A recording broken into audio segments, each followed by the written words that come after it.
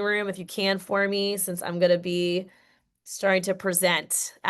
So good evening, everyone.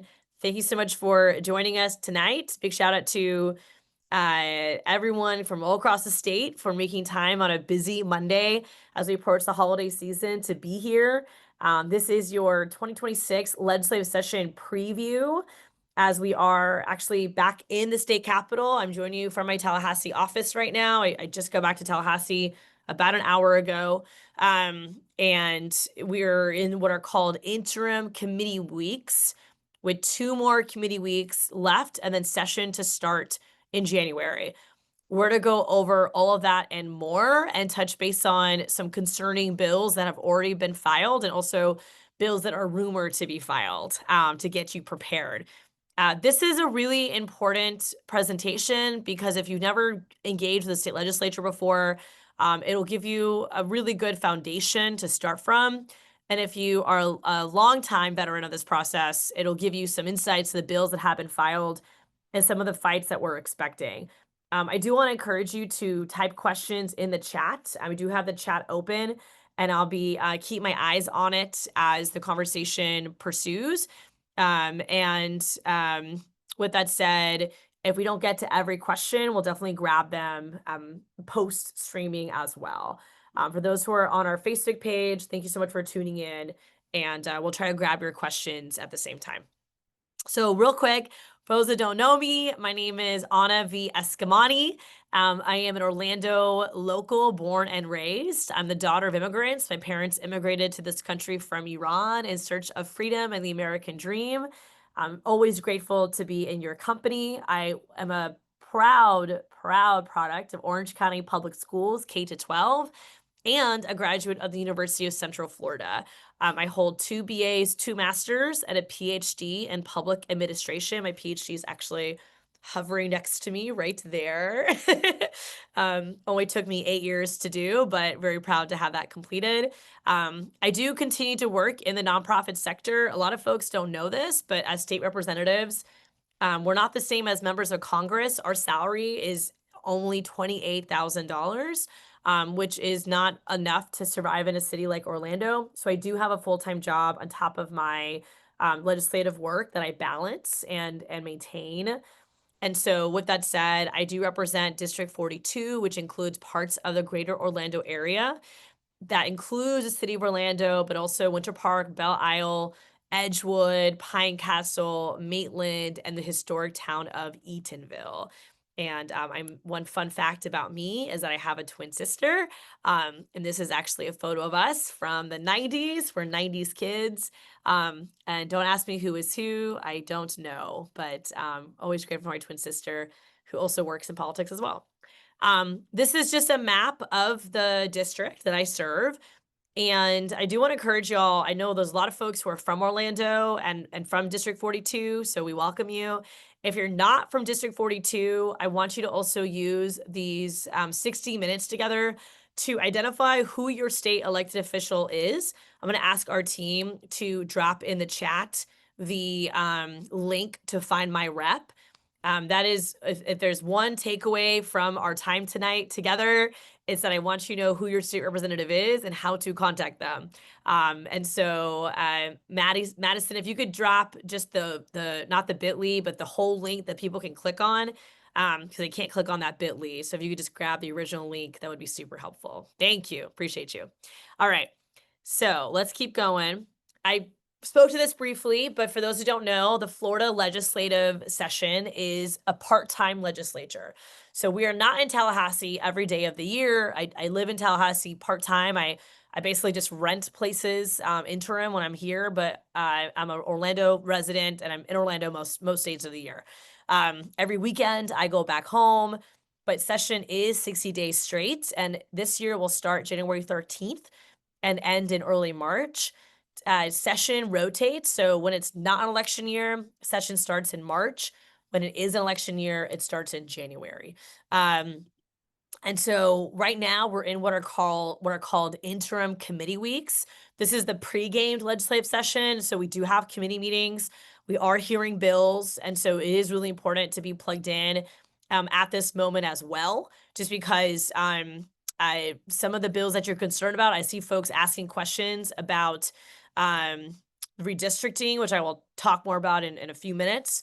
But the redistricting legislation to do mid-decade redistricting and potentially redraw Florida's congressional maps, that might be heard during committee weeks. It could start in committee weeks. And of course, the committee weeks fall right now on the holiday season. So we're in committee week 4 right now, and the first 2 weeks of December, we're also here in Tallahassee. So it's not the best timing for people to stay engaged because the holidays, of course, pull people away. But that's why it's so important to understand this process and to be a part of it, because things can move very quickly when you least expect it. Now, our one constitutional duty as a member of the legislature is to pass what's called a balanced budget. I'll talk about this a little bit more, but Florida's state budget is about $115 billion, and it does receive support from the federal government. And as a reminder, because of debate with the budget last session, we were here till June. So session actually was supposed to end in May last year, because it went from March to May, and we didn't end till mid-June. So sometimes you do have extended sessions or special sessions. I see some folks also in the chat talking about special election. So this is a great segue. So this slide here shows you, I'm gonna move one of my boxes out of the way. So this slide here shows you the makeup of the Florida legislature as it is today. So there are 120 members in the Florida House, and there are 40 people in the Florida Senate. And so as you can see with this breakdown, we do have vacancies in both the House and the Senate. This is right now, the vacancies are due to Governor DeSantis appointing people into other positions from the House. So he's appointed his allies to serve in different capacities. As you might know, the current CFO was a state senator. There's been appointments from the House to local positions and to college university presidencies. So the vacancies we have right now are primarily due to appointees that the governor has created. But as you can see, both the House and the Senate have supermajority Republican control. And so it does make fighting back against bills that I oppose more challenging. But seeing this, I think, gives you a little more insight to what the landscape is. This next slide is the same data, but presented in a different way.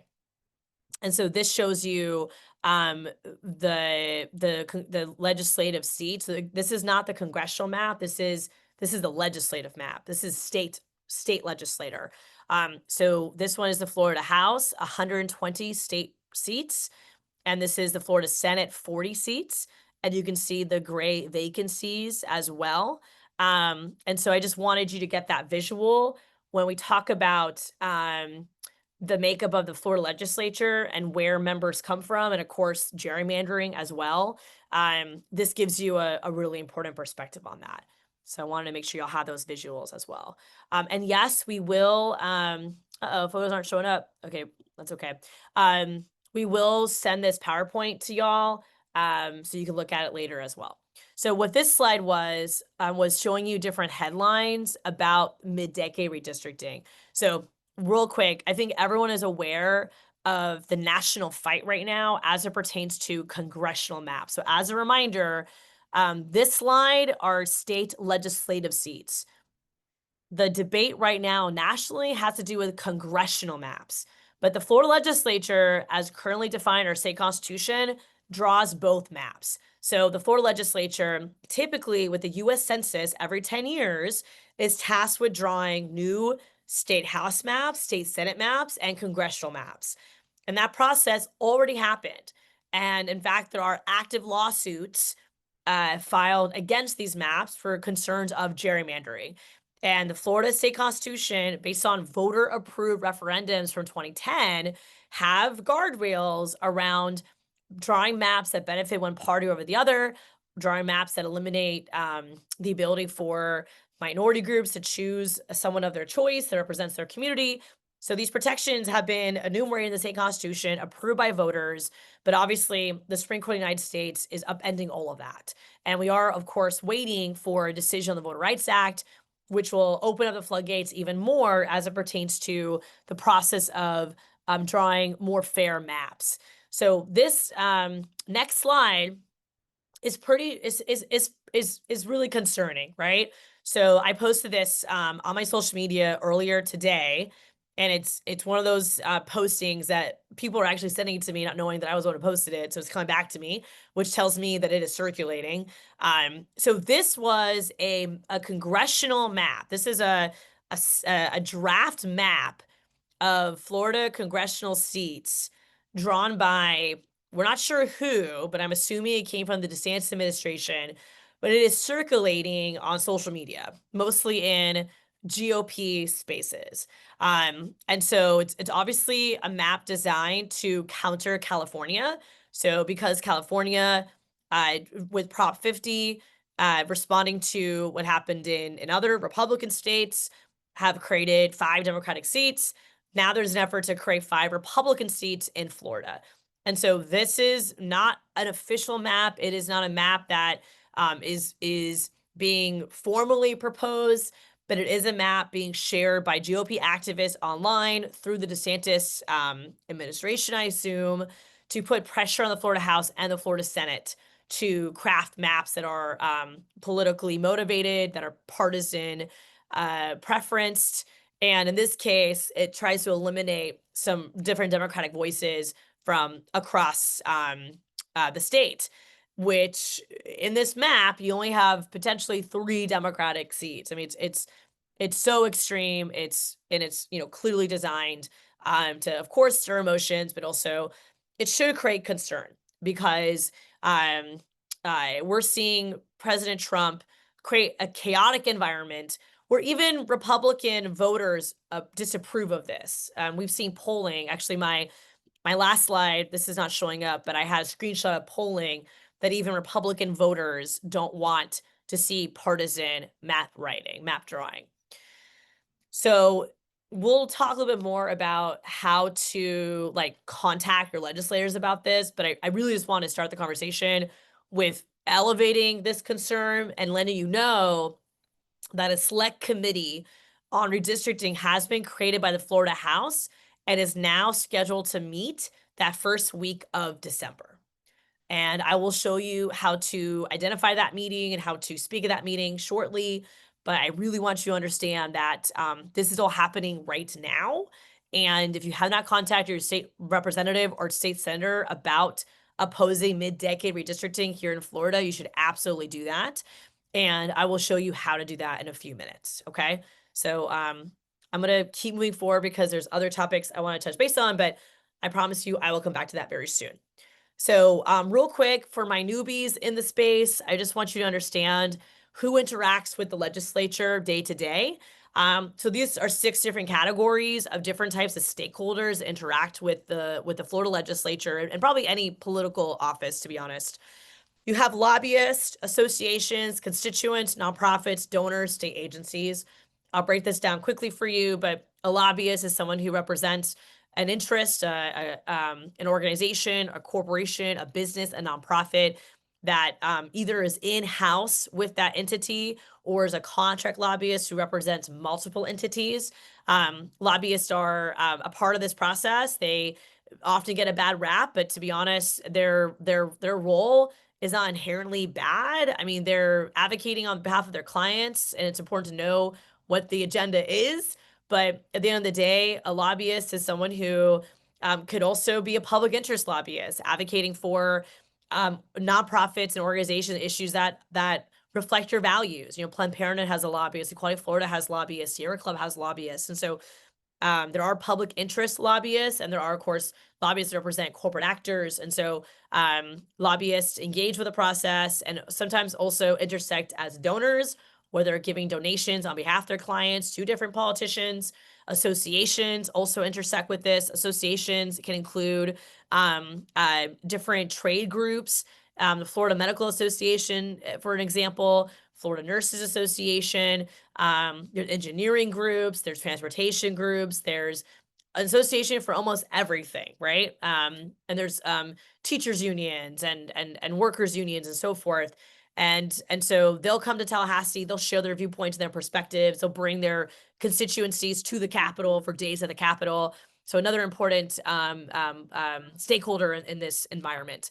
Constituents. So constituents are incredibly important. Constituents reflect a viewpoint from the district. They live in the district that you serve. They might email us, call us, write to us, come to Tallahassee, meet with us in the legislature. And yes, Bill Johnson, solar groups, another example of associations. And so constituents can also be association members. Oftentimes, when an association comes to Tallahassee, the members who are from your district or who are meeting with you. I see a question, who do utility companies lobby through? It's a really great question, Tom. So most utility companies, so obviously you can break that down into different types of utility companies, investor-owned utility companies, co-ops, municipal utilities. And so most of these entities will have lobbyists in-house. So for example, the investor-owned utilities, Duke, FPL, will have lobbyists in-house. OUC has a lobbyist in-house as well, but they also might contract to have more lobbyists support whatever their needs are. So they might hire a firm to represent them in different capacities. And so it can be a combination of both, right? It can be an in-house lobbyist or a contract lobbyist. There's also associations. So for example, all of the municipal utilities are part of a municipal association. And that association will advocate on the interests of all the municipal utilities. So it's a little bit of both, everything in that regard. Deanna writes, there should be a strict limit on campaign contributions for both lobbyists and donors. This is where corruption begins. Definitely agree with you. Also worth noting that during the Florida legislative session, you cannot accept any donations. And that's an effort to try to prevent corruptive behavior.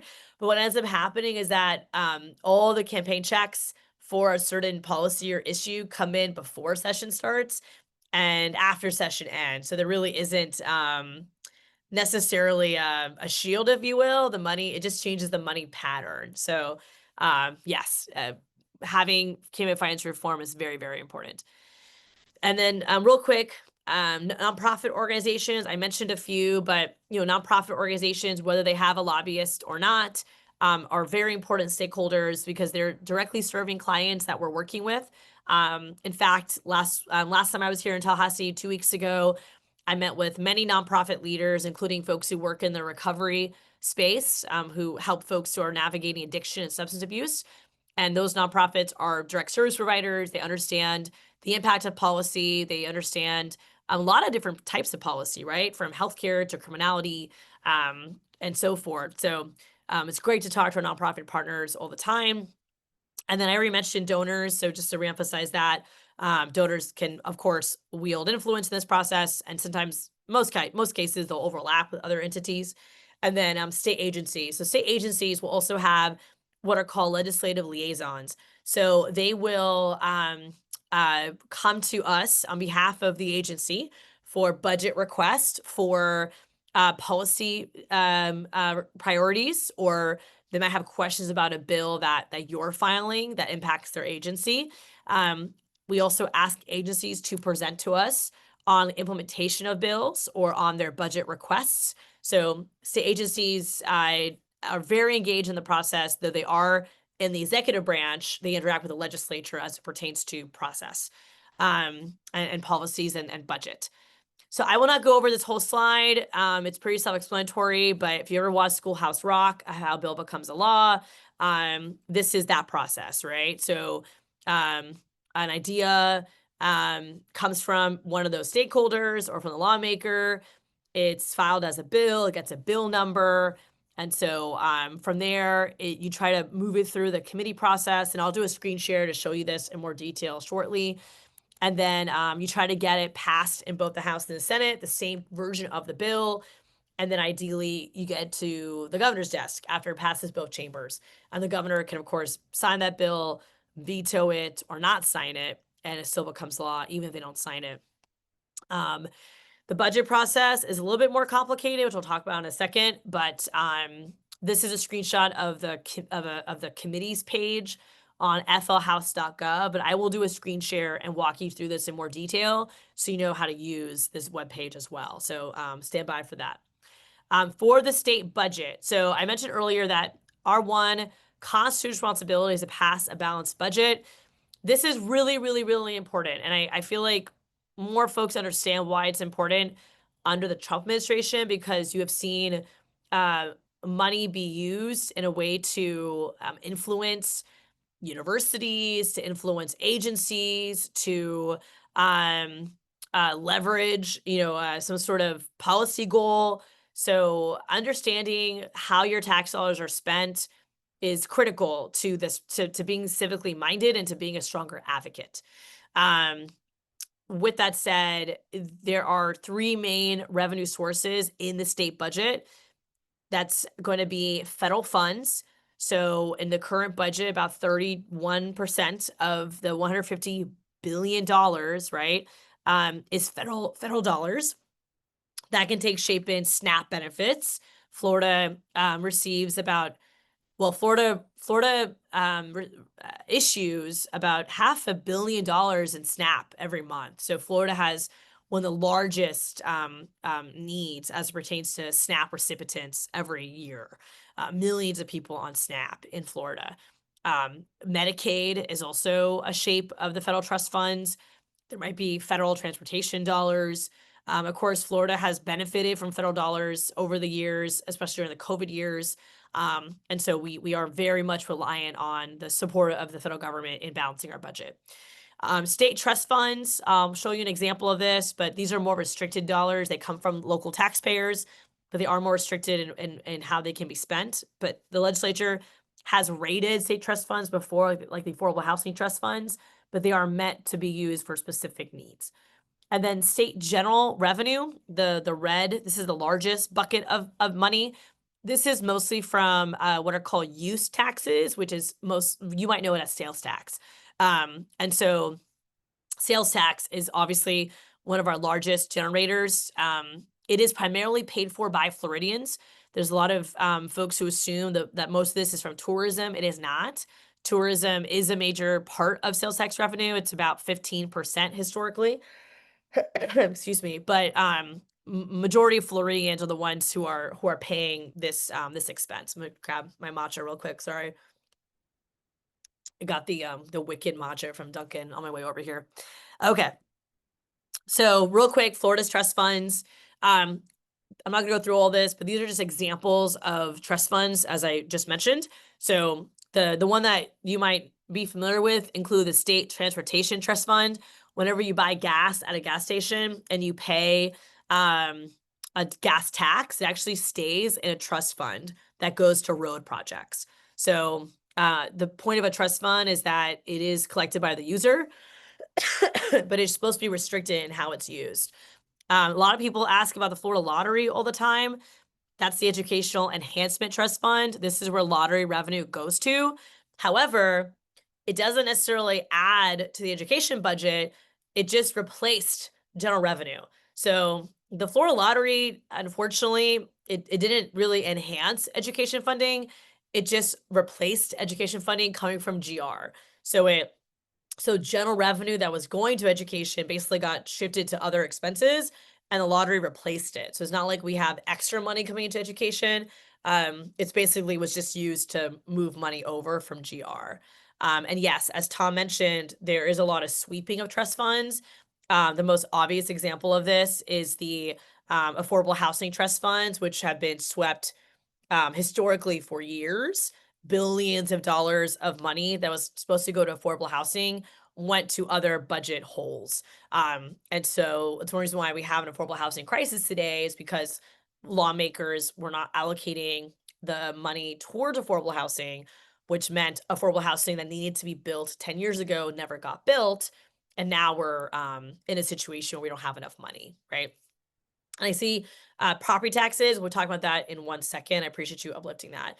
Let me just grab some quick questions. I just saw a question. when a constituent writes a bill, how can we get a legislator to work with us to get the bill filed? A great question. So unfortunately, the deadline is approaching. So step one is to know the deadlines of when you need to get a bill into drafting and when a bill needs to be filed by. Um, with that said, there are restrictions to how many bills we're allowed to file, and that limits us. So state representatives can only file up to 7 bills every year, and those bill slots fill up really fast. State senators, I'm sorry, so state representatives like me have 7 bill slots. State senators have unlimited bill slots. So it's usually easier to find a senator who's interested in your proposal than it is for a House member, just because we have limitations. But the first step, I would contact your local state representative and state senator and say, I'm a constituent, I have a bill idea, I love your feedback on it. Obviously doing research on current bills in your arena or past policy in your arena is super helpful in that conversation as well. And then to just gauge that interest, and you could also look at the committee. So I'll do a screen share in a second, but let's just say your issue focuses on domestic violence prevention, to look at the committees that intersect with that issue, from criminal justice to human services.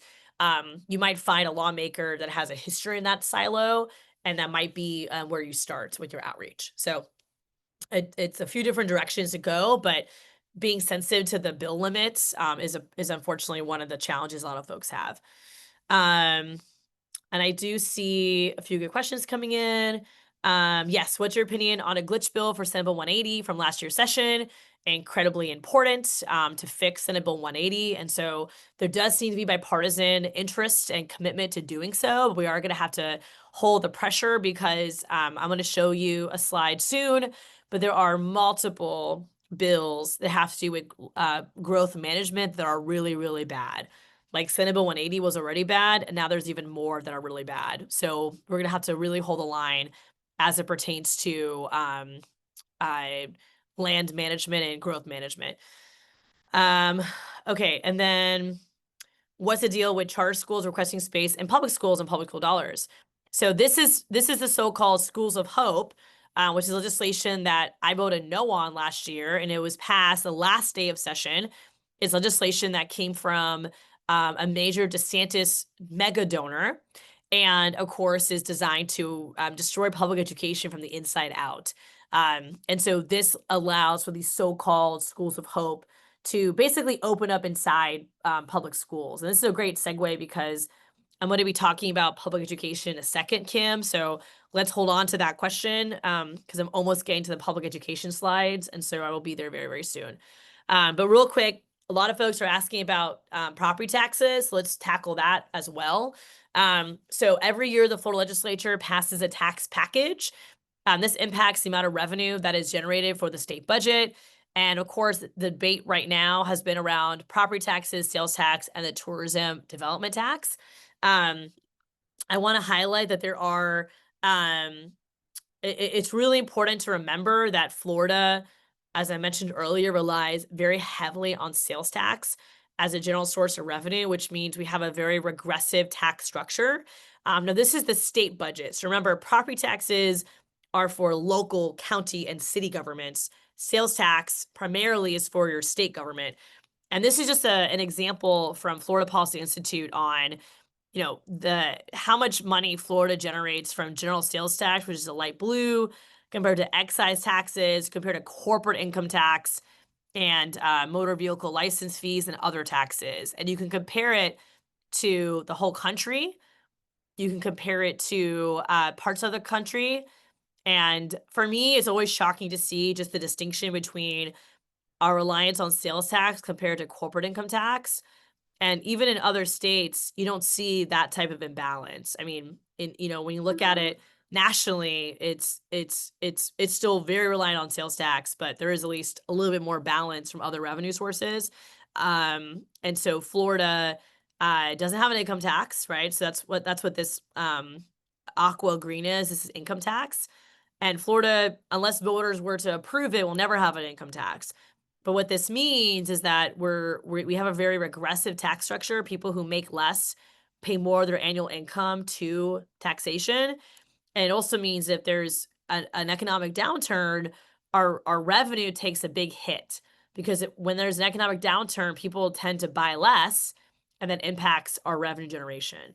So a good tax structure typically has different types of revenue generation so that if one type of revenue source declines, if you will, then others back it up.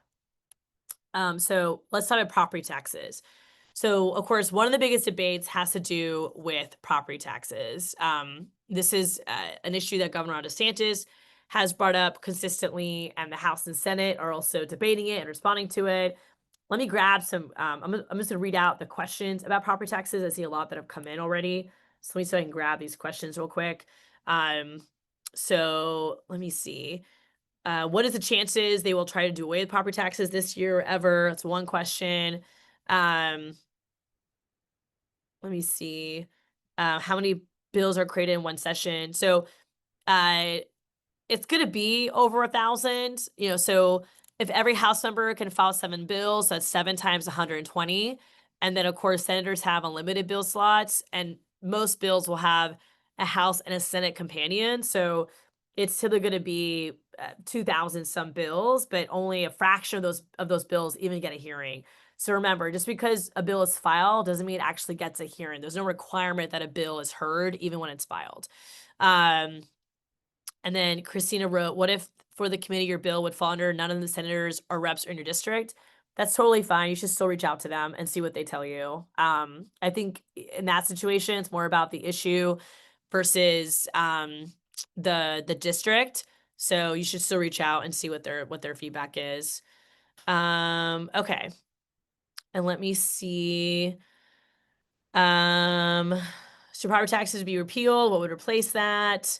How will we replace the revenue generated through property taxes? Yep. All great questions. So let's talk about it, right? And I'll grab other questions too. I just want to grab the property tax questions first.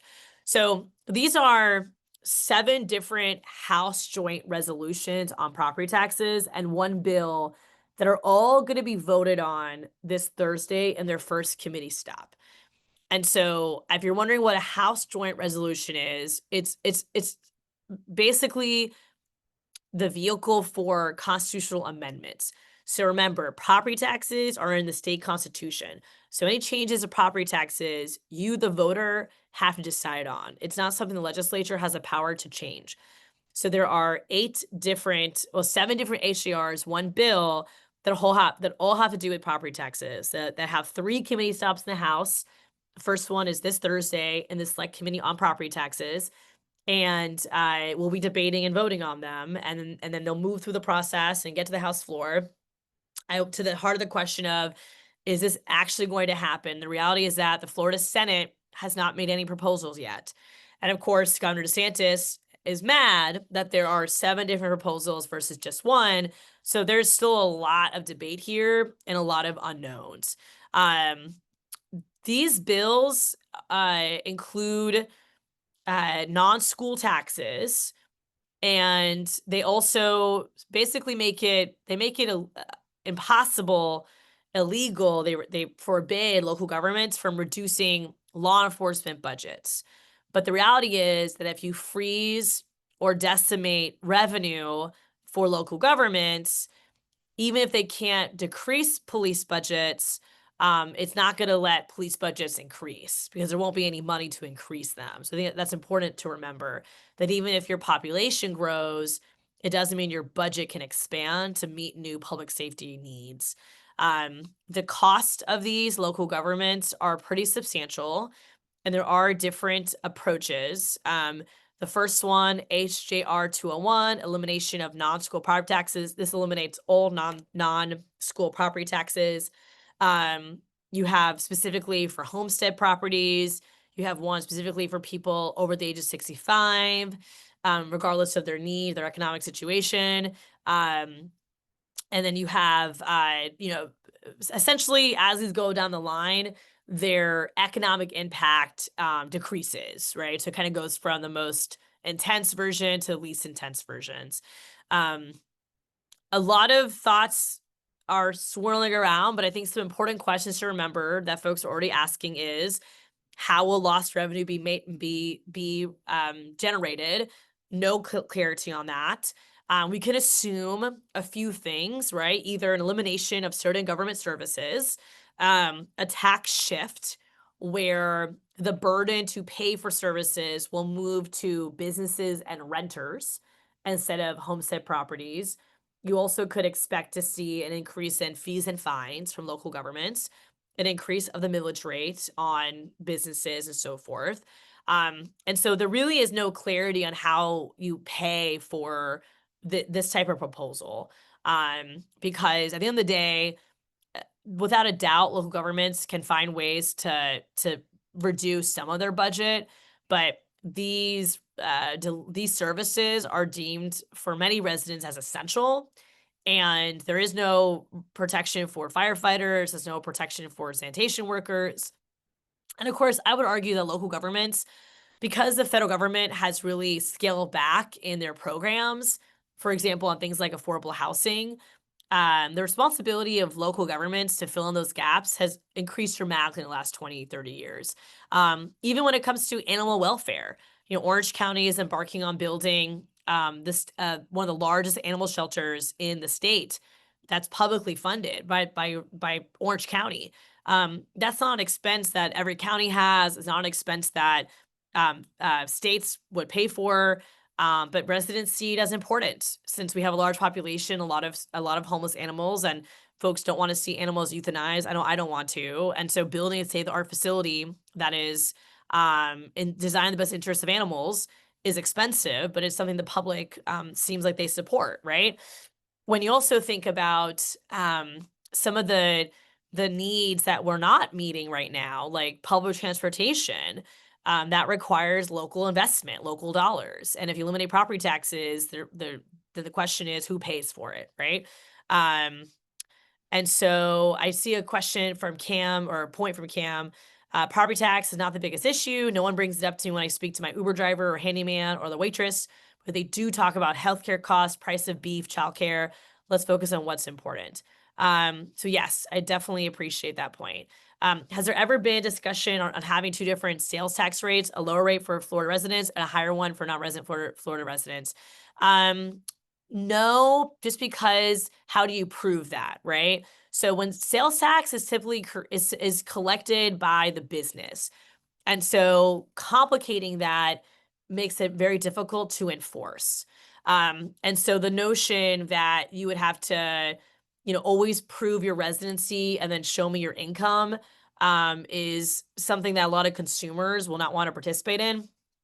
And so what we do pursue are exemptions. So for example, there's an exemption on food products. There's an exemption on diapers. There's an exemption on different types of items that are not deemed as luxury goods, right? So you do try to make a tax system less regressive by providing exemptions on the essentials.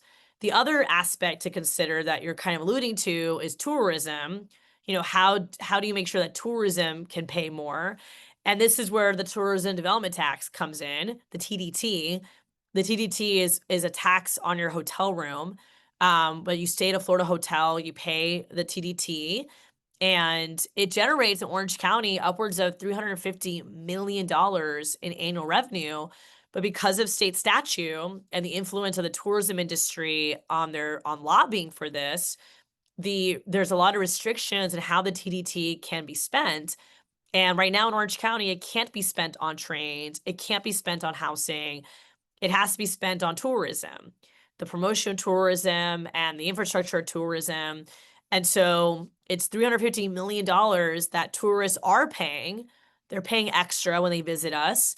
And then we can't spend it on our constituents. We can't spend it on the airport worker, on the Disney worker. It's restricted. And so to the heart of your point, like there are alternatives to what you're describing as a more clear, clean way to collect revenue, because again, operationally speaking, like you have to think about excuse me, I'm talking too much, so it's my job to talk right now, so I don't have a choice. But you have to kind of put yourself in the shoes of the business who's collecting the tax, right? And make it as quick and easy for them to collect the tax, because to be honest, I have helped many small businesses who unfortunately did not collect sales tax. Their system, their point of sale service, I'm sorry, their point of sale system was not collecting sales tax. They didn't know that. And then DOR comes back and says, you owe the state of Florida $5,000 in money you never collected, right? Or in some cases, they are collecting sales tax, but they for whatever reason didn't give it a DOR, and now DOR is asking them for money that they don't have anymore. And so you do have to make sure the process is very simple for the business, for the taxpayer, so that's easy for them to collect and for them to send out. Because it's not collected by government, right? Like when you're at a store and you're paying sales tax, it's not like the 6.5 pennies in Orange County goes right to the state of Florida. It goes to the business, and the business has to pay that to the Department of Revenue. So that's part of the structure. Um, More questions coming in. I love it. All right, so let's talk. So question on taxes in public schools. What's the interplay between state and local ability to have property tax or funding local schools? My understanding is that the state sets a max limit on what the county can tax for schools, the required local effort.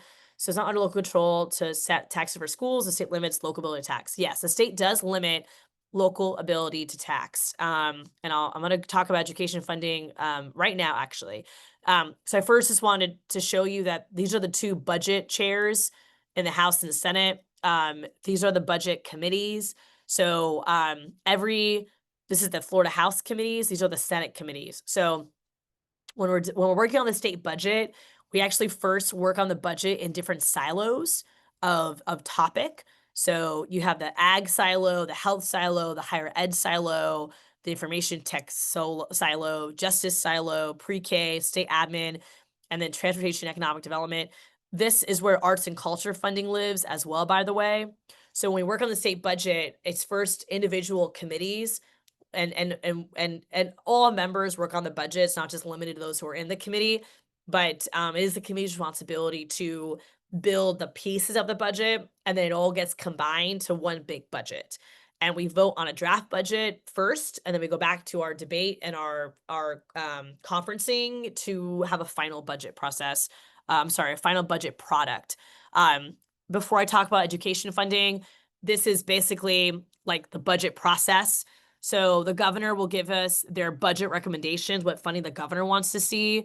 We'll review that. And then again, the House and the Senate begin their budget process, hearing feedback from what are called LBRs, which is legislative budget requests from state agencies, to APRs, which is appropriation requests from constituents.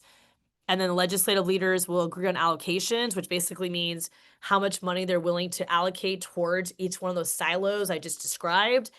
And then the chambers will debate the final budget. And then finally, it is voted on and sent to the governor. The governor does have the ability to do what are called line item vetoes, where he will veto lines in the budget.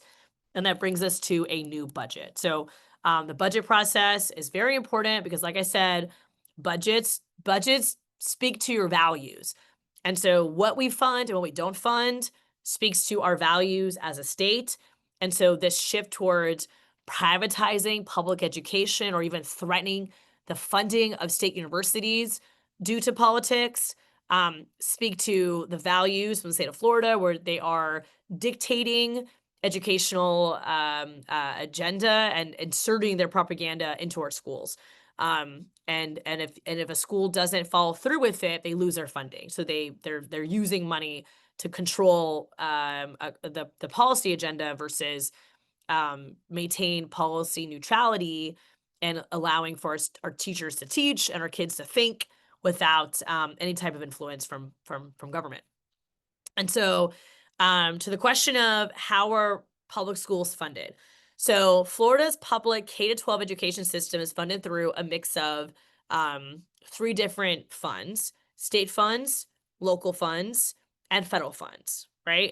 And the federal funds typically come shaped in different programs. As I mentioned, state funds is mostly GR and the Florida Lottery, and the local funds are primarily property taxes. The FEFP is the core formula that Florida uses to distribute funding to school districts. The formula has been revisited many times, but it is supposed to determine based on the demographics of the county, the costs in that county. It's supposed to equitably distribute based on the student need and the local district's ability to raise revenue. So it takes into account base student allocation, also known as per pupil spending, different weighted factors like the students that have different educational needs, cost of living differentials, and then as was mentioned in the chat, the local required effort, which is the minimum amount each school district has to contribute using local property taxes. And there are restrictions set on what local government can charge for millage rates. There's also requirements on supermajority approval for those types of increases. And so it's not easy for local governments to increase their millage rate. And of course, it's not seen as popular either.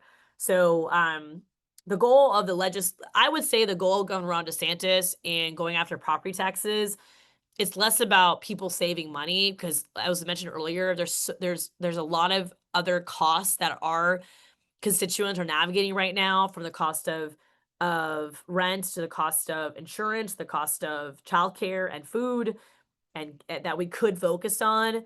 But of course, if you go after property taxes, it gives you the opportunity to demonize local governments, to also defund local governments so that they are reliant on Tallahassee for help. And so it basically takes away autonomy and local control for local governments. And so, with that said, it was mentioned earlier that the privatization, the charter schools opening up inside public schools.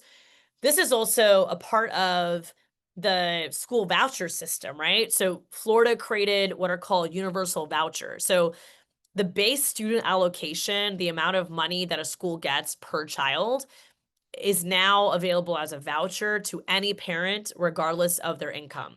And this has led to private schools who accept the vouchers actually increasing their increasing their tuition, because now parents that were already paying, let's just say they were paying $10,000 for tuition without the voucher. Now that they're getting the voucher, schools have inflated their cost to compensate for the extra money a family is getting. So it's actually inflated the cost of private education for the schools that are accepting vouchers. This has obviously pulled money away from public schools, and it's also led to a decline in enrollment for public schools. And this is also compounded with the fact that the attack on immigrants has also led to many parents moving out of Florida, pulling their children out of school for fear of detainment or deportation. And of course, families actively being separated and being deported has also led to a decline in school enrollment. So a lot of our public schools that historically were serving a certain number of students and were built for a certain number of students now have empty classrooms. And so it's the legislature that created the problem of schools that are now seeing a disenrollment. And instead of supporting these schools to create an ecosystem where they can have less crowded classrooms and more teachers and honestly just healthier educational environments, the solution is to allow charter schools to open up inside public schools, and they're able to use their same resources, same infrastructure. They don't have to even pay for security. They're not paying any type of excessive in rent for the cost of using their facilities. And it really is designed to essentially, I would say, privatize public schools from the inside out. And again, I voted no on that legislation, but it still passed. And yes, charter and private schools are two different things. So thank you, Marcia, for uplifting that. But a lot of charter schools also are privately owned and engaged with for-profit actors. And so it's very concerning when it comes to just the continuation of profiting off our public schools. And so many of our public schools are already facing challenges, from the politicization of educators and education to educators not being paid enough and leaving the field completely. And so it's really a bad situation about to become worse. And the other challenge too is a lot of these so-called schools of hope don't even fit the they historically didn't fit the eligibility to open up in public schools, but the Florida legislature changed the eligibility requirements. So basically, the grade ranking for schools that a school of hope could open up in, they lowered the criteria. So the list of eligible public schools grew substantially.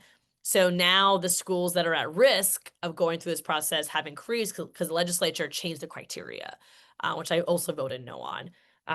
And so it's incredibly concerning. And if you whether you are a user of vouchers or someone who likes charter schools and goes to charter school, or you're a public school chooser, proponent, what have you, I think it's important to, of course, respect people's personal decisions, because there's a lot of reasons why a parent chooses one of these options or chooses or does homeschool, but we should not expand choice at the cost of hurting public education. I think everyone will have their own personal decisions when it comes to how their child is educated, but we can all agree that there should be basic educational standards that have to be met, both academically and safety, and that it should not happen at the cost of destroying public education. So I appreciate y'all's engagement and feedback on that as well. And yes, of course, the taxpayers, Robin Wright should have voted on vouchers for schools to have a choice in that as well. So I definitely agree with that point too. Okay. So, and yes, Robin, I'm glad you brought up this point, because the Florida Board of Education is also intentionally eroding public education by inserting indoctrination and conservative politics into our schools. And so it's another interesting point, because they're almost forcing parents to pull their kids out of public school by inserting political indoctrination into the school system. So yes, I definitely hear you on that point too. All right, so we're almost wrapped up with the slides, and I'll go grab more questions. But this is just a quick like breakdown of of Florida state government. So I'm a nerd, if you couldn't tell. I'm also a visual learner. I think visuals really help people understand like what we're talking about when we discuss agencies and different elements of state government. So you have the three branches of government, right? Executive, judicial, and legislative. And under these branches are a lot of different entities. And so if you're a lawyer or interested in law school or paralegal, the judicial branch is one of the three branches of government, but then you also have underneath it the Supreme Court, District Court of Appeal, circuit courts, and county courts, the JQC, which is the Judicial Qualifications Commission. And then you also have in that same category state attorneys, public defenders, guardian ad litems. And so all of this falls under one branch of government. If you look at the executive branch, it's incredibly expansive, right? So the executive branch, you have the Florida cabinet, and the Florida cabinet has their own departments, but then the executive branch goes all the way to these state agencies, right? And the governor has the ability to select the secretaries for all these agencies, and they also dictate policy in the agencies themselves. The governor just appointed, I think, 8 new members of the Board of Medicine, and one of them is incredibly anti-abortion. And the Board of Medicine is also the same entity that has gone after LGBTQ plus healthcare needs and services. So understanding the role these agencies play and how they intersect with your life is a whole other conversation that I'm happy to teach folks and have with folks. But it does get overlooked a lot because, I would argue that the system is built to be inaccessible. But if we create spaces like this and we take the time to learn it, then you will become a stronger advocate and just a stronger community. Because when you understand how the power and how the system works and doesn't work and how it flows, then you're in a much better position to try to make it better, right?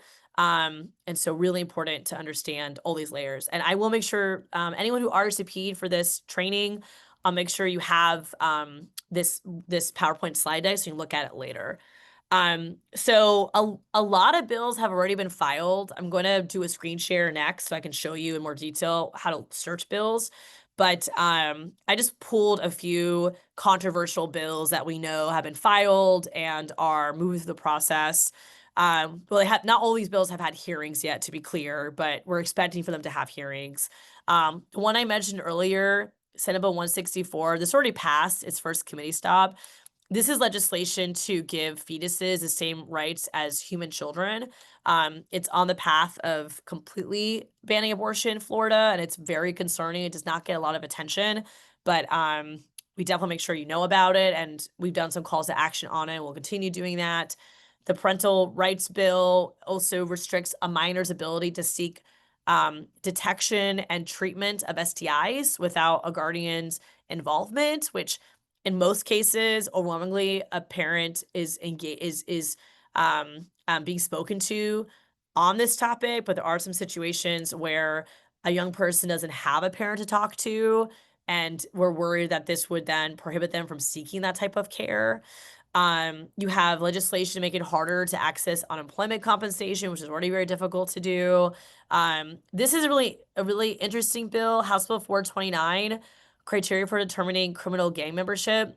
This is legislation that would basically allow social media postings to be used to determine gang affiliation, which based on FDLE's own data on immigration enforcement, the overwhelming population of those that they have detained due to immigration status have no gang affiliation. It's like actually shocking just how low that number of gang affiliation, based on the rhetoric, how low the population is.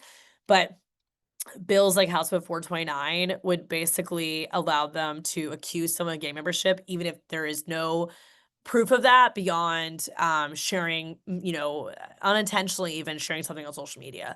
And so it just kind of feeds into the big brother mentality that we see from the Trump administration when it comes to people's social media postings and their expression online. I mentioned earlier a lot of different bills about land use as well, plastic preemption. There's several bills about Charlie Kirk, renaming university roads and other types of roads after Charlie Kirk. There's policies as it pertains to renaming the West Bank. That is very controversial as well. So there's a lot of policies to be aware of. And so I'm actually going to now shift over to share my screen with you because I want you to get a better feel for this process. And so this is a screen. I showed you a screenshot of this already. I see, excuse me, the question, any worthwhile bills that actually help ordinary people? So there are positive bills filed as well. I will show you those soon. I just don't have time to go over every single bill that's been filed. But I'm going to show you how to search for bills right now in this process. And I'll grab some more questions as well. We're at 6:30 right now. This is scheduled to go till 7 o'clock. And so I will try to wrap up in the next 15 minutes with screen sharing, and then I'll grab your last questions as well. So I appreciate y'all sticking around with me for this. Okay, so crash course with Dr. Eskamani, okay? So now we're on flhouse.gov. This is the Florida House website to find out who your lawmaker is, to track bills, and really engage, with this process. The companion to this is Florida Senate.gov. I will focus most of my time on floridahouse.gov because that's the website that I use more often, but they're both very similar in how they operate. But just know that the Florida House and the Florida Senate do have separate websites, okay? And so here, I gotta move this down a little bit, I'm sorry. Okay. So Florida House is flhouse.gov. So when you're on this website, the homepage does offer some really important links. I'm going to direct your attention to the main taskbar up here. So I already taught y'all like how to find out who your representative is. If you want to see all the representatives in the Florida House, you can click on representatives and you can scroll through and check it out. To find your representative, you click here and then you just want to type in, your address. I'm gonna go ahead and put the address for my legislative office so you can see it real quick. I'm not a robot. Find elected official. Boom, right? And so now you can see who your elected official is, and then you can also see who your state senator is, your member of Congress, and then of course we each have 2 U.S. senators. And so this is how the process, like kind of works out. Um, if you want to look at more of the member, you click on that full detail button. You can also, of course, find your member right here. Like if I scroll all the way down, it's on right now it's alphabetized. So I click at Eskamani here. I do want to flag that member websites might look a little bit different. I don't know who so the Florida House like rolled out the option to have like a different type of website. So here's an example of that. So Representative Campbell elected to change the shape of his website. And so just be mindful that some of the websites, they should have the same options, but they do look a little bit different.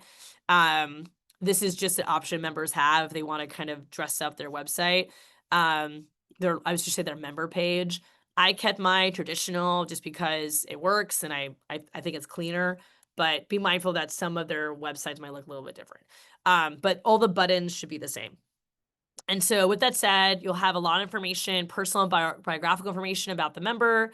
But what do you want to look out for is their current committee assignments. So you can see that I serve on several committees right now. I guess that's 7, right? Yeah, 7 committees.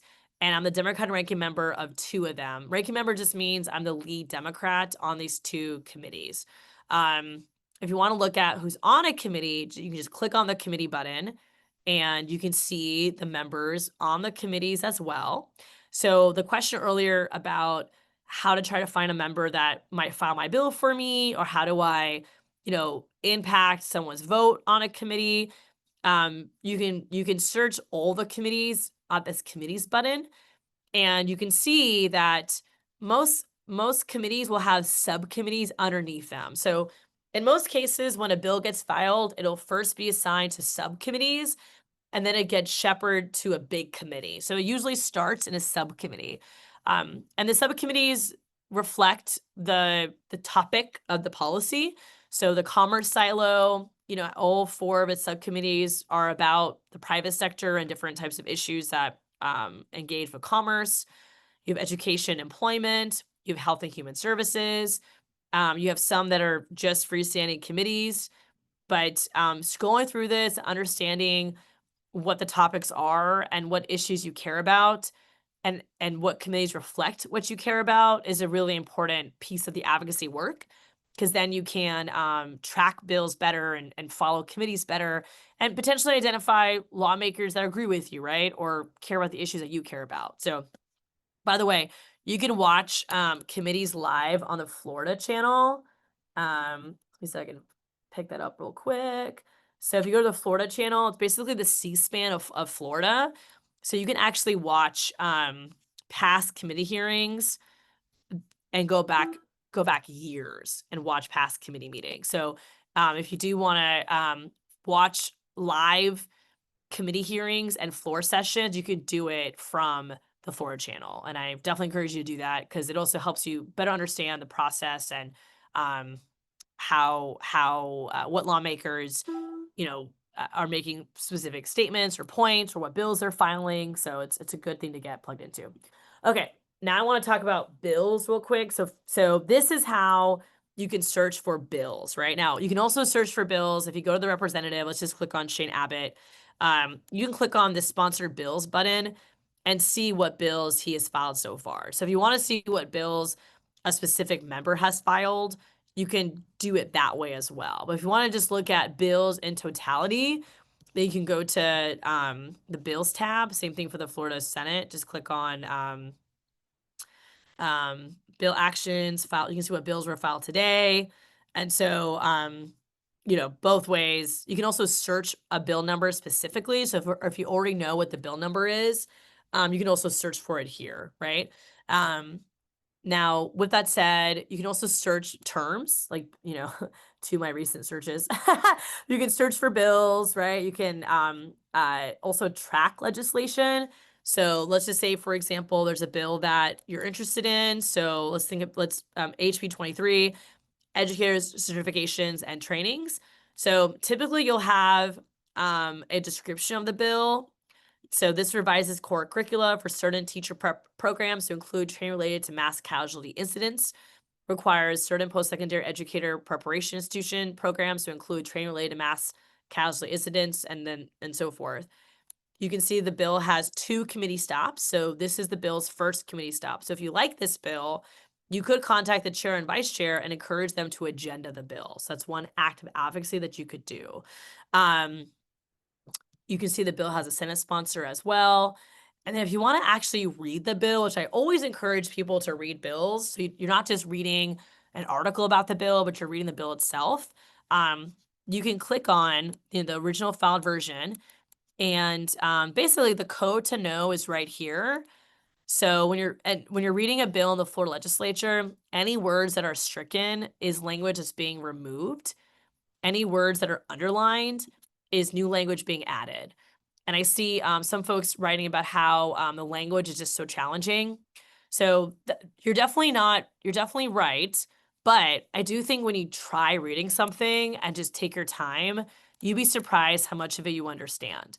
And by the way, as I just said, words that are stricken are deletions, words that are underlined are additions. What do y'all think it means when there's nothing, when the text is not italicized, when the text is just plain? I'm gonna do a pop quiz. What do y'all think that means if the text is not underlined and if it's not stricken? I'm gonna wait and see what folks say. What do you think that means? Yes, Tony. Great job. No changes made. Yeah, great job. Oh, y'all are smart. Exactly. This is current Florida law. It is already in statute. Yeah, great. Man, you're smart. Great job.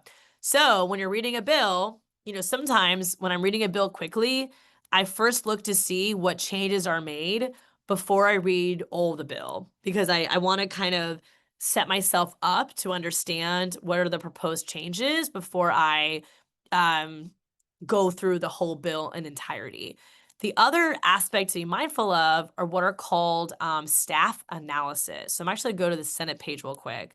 So I mentioned the anti-abortion bill that just had a hearing, right? So I'm going to go to the bill sponsor, and I'm going to click on her bills introduced.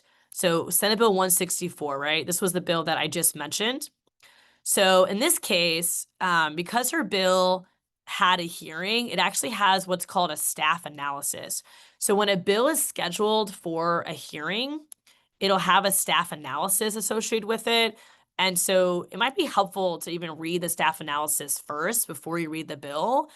And this is written in more layman's term. And so this can also give you a foundation to understand a bill. Now, be mindful that staff analysis are written by staff. And so sometimes there might be an edit that is from the perspective of the legislature.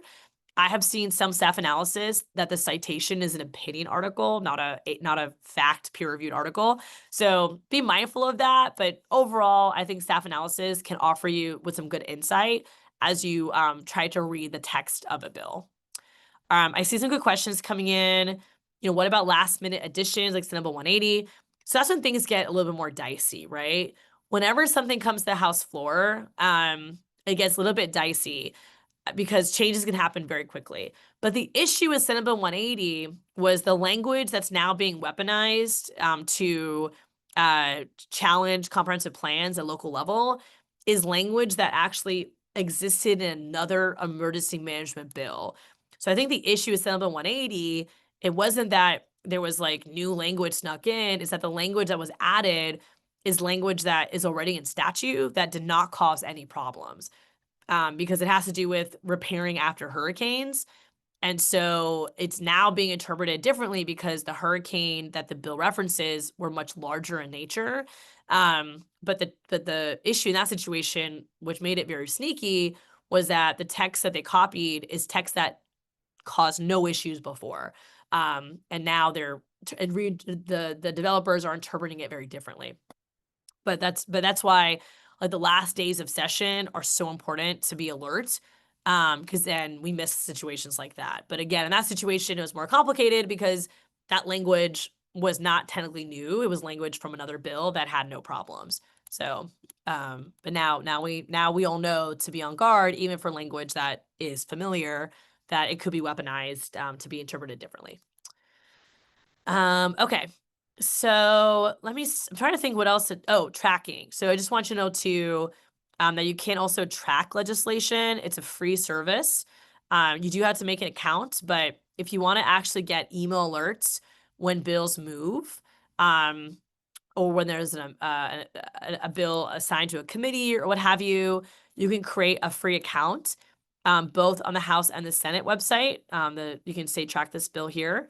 And so you'll actually get email updates whenever a bill is moved, whenever a bill is heard. So it's a great feature. It's totally free to do. Well, your tax dollars pay for it, but but I think it's really important. It helps you stay more connected to the process, and you don't always have to check to see, on your own. You can actually get an email update when a bill you're watching has traction. Yes, also one chamber can track bills than the other. Absolutely. Thanks for that, Pat. All right. I'm trying to think if there's anything else I want to go over on these websites. But I think that I guess House schedule, FYI, if you want to know what committee meetings are meeting. So this was the schedule today. Look at tomorrow. These are the committee meetings taking place tomorrow. The room, the location, and the time. You can also click on the meeting notice if you want to testify in a committee. So let me see. For example, I know there's bills in the IPA committee tomorrow. So you have two bills being heard tomorrow, one on gambling, the other on veterinary prescription disclosure. So if you want to actually testify in this meeting, you do have to come in person in Tallahassee, but you can click on appear at meeting and actually fill out what's called a speaker card. You can also fill out a speaker card in the committee room, but a lot of folks like to do it online, so they're ahead on the list. But you can fill out a speaker card and, say I'm a proponent, opponent, check off whether other boxes are related to you, and you can actually engage in the process by showing up in committee. And of course, you can also email the committee members your position. All that type of advocacy is very valuable. I guess the last thing to show you on this is the budget document. And so if you want to keep track of parts of the state budget, this is the best page to go to. And then you can see in more detail, this is from last session, but 2026 might not have anything yet. Yeah, nothing's posted yet. But if you keep track of these budget tabs, like appropriation projects, you can learn more about how to file an appropriation request and engage with the budget process more directly. So some other good resources to have. All right, I'm going to go back to this slide deck and then just take your final questions as we wrap up. So let me go ahead and present this out real quick. Okay, so let me see what questions that I missed. I think my team has been building a question list for me. So let me see what we got. All right, so do those relief bills count towards your limit? So I think you're referencing claims bills. So claim bills do not impact your limit, your bill limit. And for those who don't know what a claim bill is, so when there's tragedy that involves government, like for example, maybe you got into a car accident and the car that hit you was a government vehicle. There in state law, there are caps to what financial compensation a local government can give you. And if the damages exceeded that cap based on a settlement or based on a lawsuit, then you have to go to the legislature and file what's called a claims bill. And so those historically do not count towards your 7. I see question 2, is it too late to call and oppose Senate Bill 164? It is not too late. The bill is moving the process and absolutely deserves your engagement. And so please feel free to, oh, sorry, someone's knocking my door. Give me 1 second. Let me see. Hi. Oh, how are you? I don't need anything. You're so sweet. Yeah, I did not. I just got here like 2 hours ago. Thank you for checking though. Appreciate you. You're the best. All right. Sorry about that. We have amazing Florida House staff here who keep our office clean. So they were making sure that I didn't need anything. So thank you. You're all so sweet. Okay. So next question. Okay, do you know when Florida Doge will release their findings on local municipal budgets? No. I also don't think they have legitimate findings, right? Like they just been going on a taxpayer funded tour of the state of Florida, making a bunch of announcements and demonizing local governments. But they whenever the CFO is asked, like give us specific examples of wasteful spending, they typically like don't even have good examples. So yeah, I have no insight to that, and I just don't think they have legitimate data to share. Okay, so why won't the state allow the require local effort to go up for schools? Has consistently gone down. It's a great question. Ultimately, I think that the intention is to make it harder for public schools to succeed. I mean, I feel like that's like the end game here at the end, when it comes to the legislators' attitude has been to allow for privatization to take place and for there not to be investments in local schools. Now, with that said, anytime there's a pending sales tax referendum for public schools, it always passes. So even though the legislature, carries this position, the people of Florida consistently support public education. Even those who don't go to public education often do care about public education. And so yeah, great question. I'll definitely dive deeper into it myself as well. What about the use of homeschool money to purchase Airbnbs? Nowadays, parents are investing the school money. So yeah, there's a huge lack of accountability on how these dollars are spent. There actually was a presentation 2 weeks ago by Step Up for Students as it pertains to their tracking system and reimbursement approval process when it comes to the use of voucher funds. And so it is very concerning because there has been reports in the past of the voucher money being spent on things that are not clearly education related. So yeah, Kim shared it in the chat too. So yeah, there's been like theme park tickets purchased and things like that are like huge question marks, right? Of how is that related to education? Okay, let me see. Are you able to file law changing section or chapter 776? Stand your ground unless you're homeowners and business owners. Pregnant Sarah was murdered after a road rage incident at her home while calling 911. She thought she had a first priority, but her stalker killer shot her 8 times. It was recorded by the 911 call in Orange City, Florida. First of all, that is tragic. And we have in the past tried to repeal or change stand your ground. It's a very difficult policy to get through in the legislature. But since you live in Orange City, Florida, Ms. Paula, I would definitely encourage you to contact your Volusia County lawmakers. I believe Orange City is in Volusia County. Please correct me if I'm wrong. I might be wrong. But please contact your state representative and state senator, because if you get Republican buy-in to change that, it would help a lot. Because that's just one of those topics that we have tried to pull back, stand your ground and set guardrails around it. It never moves the process. Yes, so Phoenix declaration is very concerning, and that was actually through the Department of Education. So I'm going to go back to my slide about, oh, sorry. I want to go back to my slide about the agencies. Okay.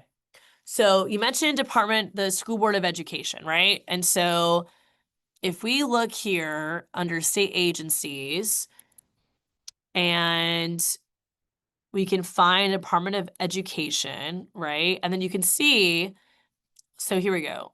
State Board of Administration, Financial Services, Isaiah Clemency, EOG.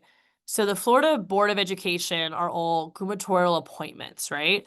And ever since Governor Ron DeSantis came into office, here we go, right here. So this is the State Board of Education. And then the Commissioner of Education and Department of Education. So the State Board of Education oversees the department, right? They oversee the commissioner who oversees the department. These are all gubernatorial appointments. And they have, in my opinion, far exceeded the traditional powers of the state board, where they are legislating laws. Like, there have been policy decisions made at the Board of Education that historically would have to have been dictated by the legislature. And whether it's education curriculum that enslaved people benefited from their enslavement, or signing on to a Heritage Foundation declaration, or creating restrictions on student involvement with after-school activities, these are not legislative policies. Another example I'll give you is with the Department of State. So the Department of State oversees election systems. They also oversee the arts and culture grant programs.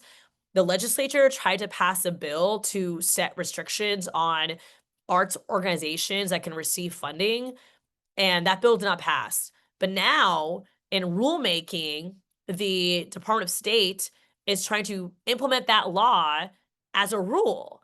So remember, laws and rules are two different things. And sometimes when we pass laws, in most cases, there's a rulemaking process to implement that law. But now you have agencies who are pursuing rules, even if there's no law telling them to do that. So every agency, and we're seeing this at the federal government as well, has been weaponized to pursue a far-right political agenda through the tentacles of state government. And it happens often with very little pushback or very little engagement, because it's such a bureaucratic environment and people are just trying to survive every single day. They don't even know that it happened after the fact. And so being engaged with the state government, watching Board of Education meetings, watching Board of Governor meetings, putting them on your calendar, having them on in the background while you're working, like, all of that is so important to be as plugged in as possible. Okay, I'm gonna wrap up soon, so I won't get to every question. I apologize in advance, but I'm gonna try my best to do that. Let me see what other questions. Okay, so how many bills address the affordability crisis? So several bills have been filed. I would have to, let me see if I go back to, can I exit out of this? Okay. So there are some good bills that have been filed. In fact, the Democratic caucus in particular, like, we've made it our goal to file legislation that intersects with the affordability crisis. And so it's still early, like, we're still filing bills. And so by no means are we at a point where all the bills have been filed. But you know, there is trying to find, let me see if I can pull one up. But for example, we have legislation around support for mortgage payments. There's legislation around renters' rights that's been filed. There's legislation around, like, here's, this is actually a Republican housing bill that has been filed. There's always a omnibus veterans bill that typically has affordable housing projects, tax credits for housing for homeless employees. And so there's still like hundreds of more bills to be filed. Like, I just scroll through, this is like, if you scroll through here, you can see like all the bills that have been filed. And so there's still a lot more bills to be filed. But there definitely are bills that intersect with the affordability crisis. But do those bills get prioritized?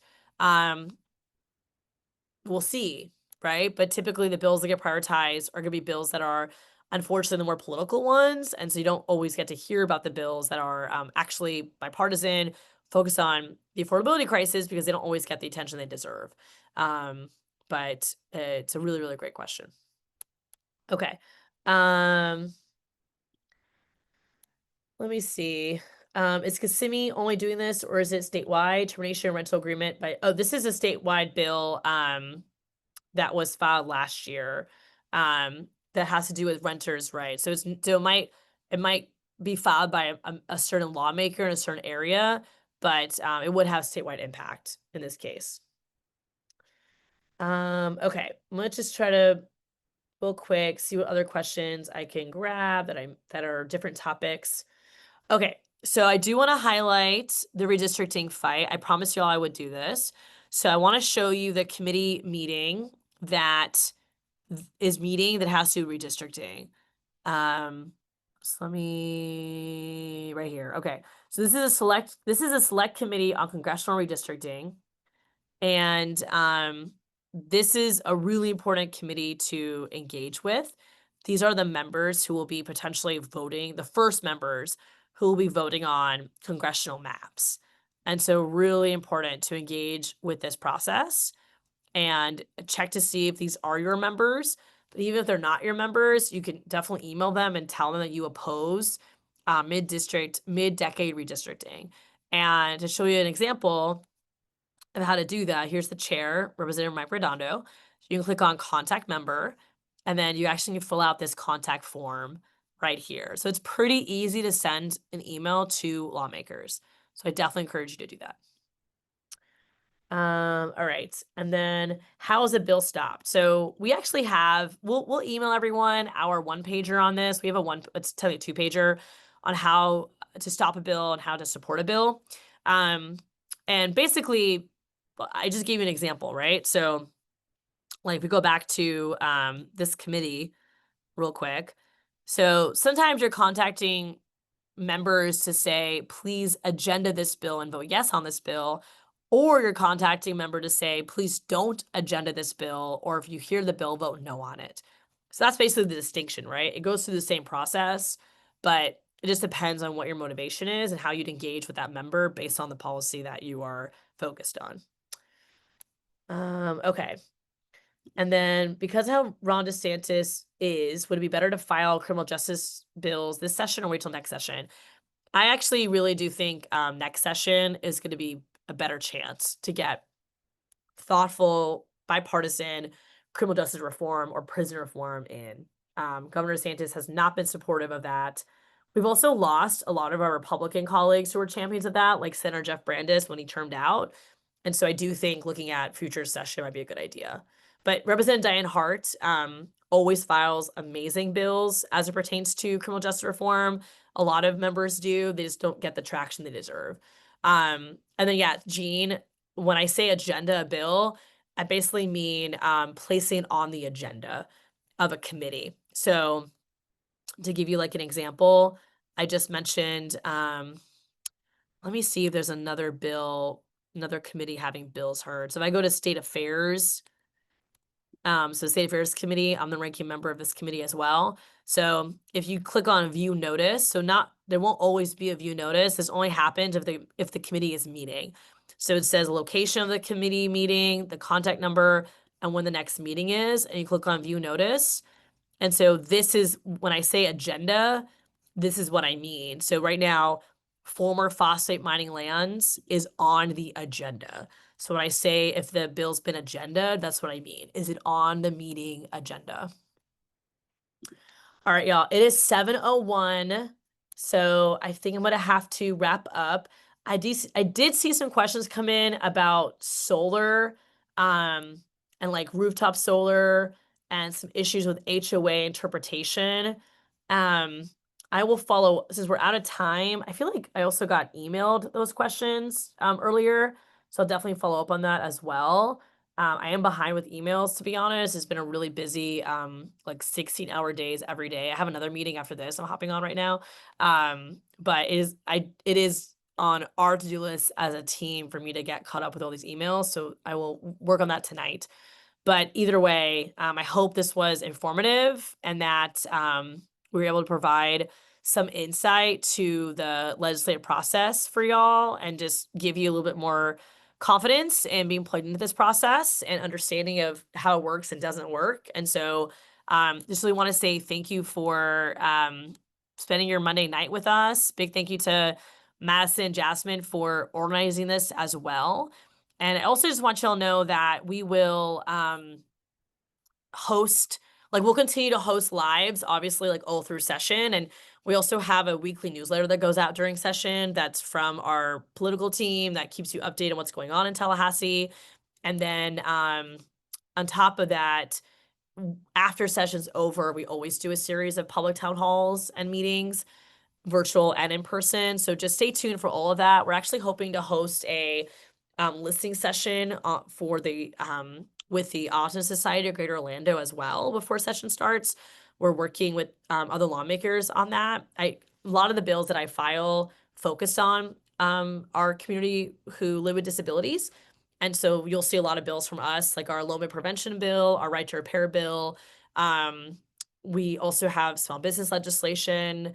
We have legislation on a lot of different topics that are designed to save lives, support vulnerable communities, and just make it easier to call Florida home. So you'll be seeing more bills filed by Team Anna in the coming days as well. And so with that said, we'll keep folks updated on everything that comes out. Thank you so much for being part of this. Thank you to Madison and Jasmine for also tag teaming, helping with questions.